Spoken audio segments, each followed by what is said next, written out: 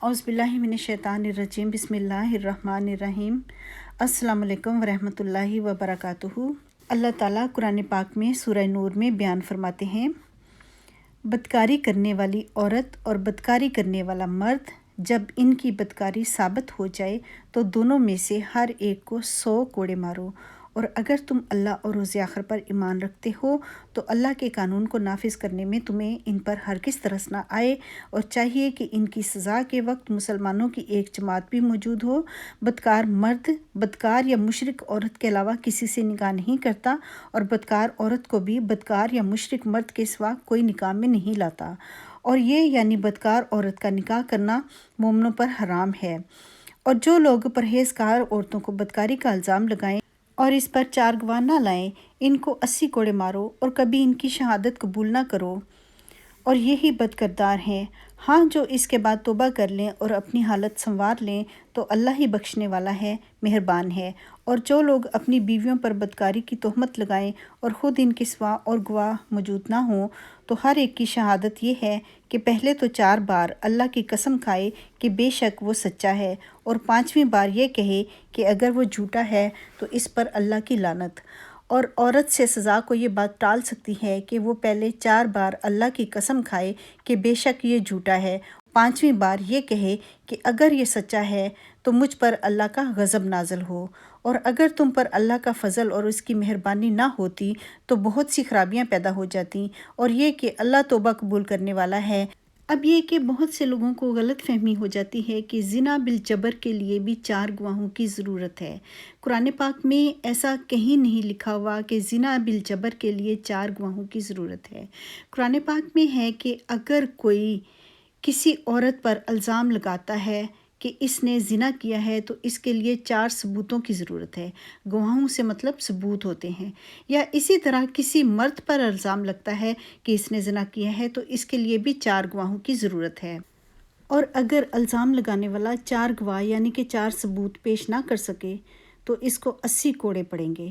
اس کا ہرگز مطلب نہیں ہے کہ اگر کوئی کسی عورت کے ساتھ زبردستی زنا کرتا ہے اور اگر وہ عورت الزام لگائے کہ اس نے میرے ساتھ ایسا کیا ہے تو اس وقت 4 ثبوتوں کی ضرورت ہے۔ نہیں، اس وقت 4 ثبوتوں کی ضرورت نہیں ہے۔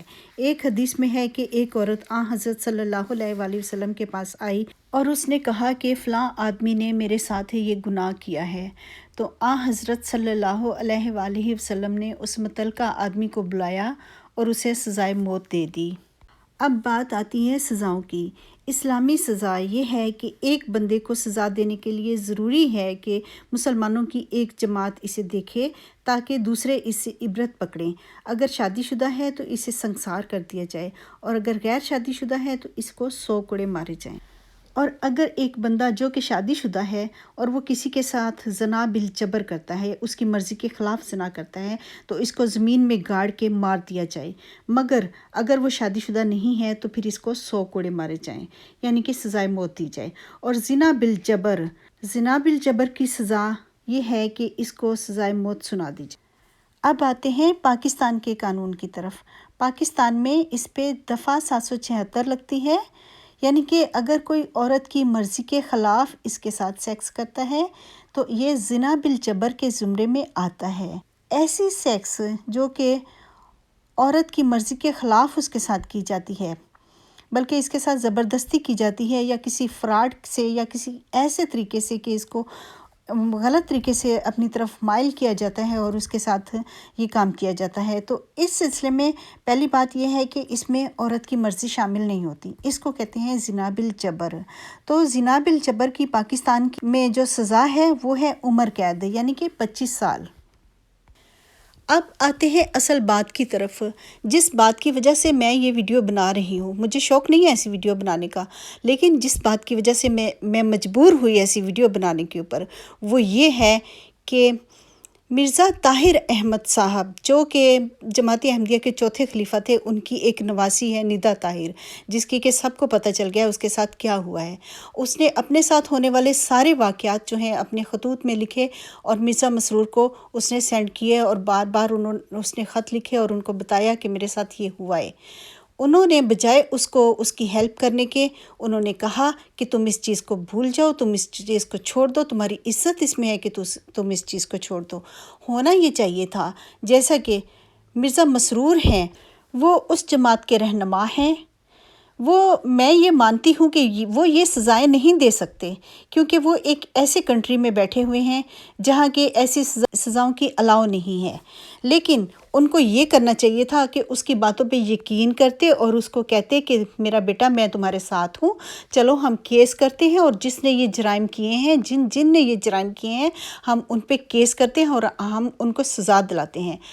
لیکن وہ اس کو منع کرتے رہے اس بات سے، اور وہ اس کو چپ کرا کے بٹھانے کی کوشش کرتے رہے، اور وہ کہتے رہے کہ تم چپ کر جاؤ، تمہاری عزت اس میں ہے کہ تم چپ کر جاؤ، خاموش ہو جاؤ۔ اور ویسے بھی انہوں نے سزا دے بھی کون سی لینی تھی؟ اگر وہ اپنے پاس سے سزا دیتے تو وہ کون سی سزا دے سکتے تھے؟ صرف ایک اخراج کر دیتے زیادہ سے زیادہ، وہ تو یہ بھی کرنے پہ تیار نہیں تھے۔ لیکن اگر وہ ایک اخراج کی سزا بھی دیتے تو سوچیں ذرا، اخراج تو یہ بات پہ کرتے ہیں، اخراج تو یہ اس بات پہ بھی کرتے ہیں کہ کسی غیر احمدی سے شادی کر لی، اخراج تو یہ اس بات پہ بھی کرتے ہیں کہ کسی غیر احمدی کا جنازہ پڑھا دیا، اخراج تو وہ اس بات سے بھی کرتے ہیں کہ کہیں یہ کسی غیر احمدی کی محفل میں چلا گیا، یہ اس طرح کی سزائیں کرتے ہیں۔ اور ایسے بندے کی سزا اگر زیادہ سے زیادہ یہ دیتے بھی تو اخراج کی سزا دے سکتے تھے، لیکن وہ یہ بھی دینے کے لیے تیار نہیں تھے۔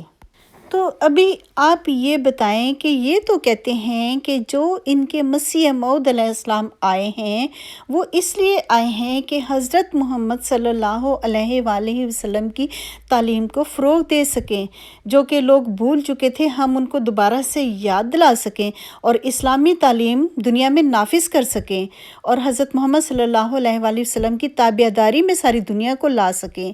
اتنی بلند و بالا دعویٰ کرنے والی جماعت جو ہے، اس کے سربراہ کو اس طرح سے کرنا چاہیے تھا۔ یہاں مجھے ایک بات یاد آ رہی ہے کہ حضرت محمد صلی اللہ علیہ وآلہ وسلم کے پاس ایک عورت کو لایا گیا، اس نے چوری کی تھی، تو حضرت صلی اللہ علیہ وآلہ وسلم نے اس کا ہاتھ کاٹنے کا حکم دیا۔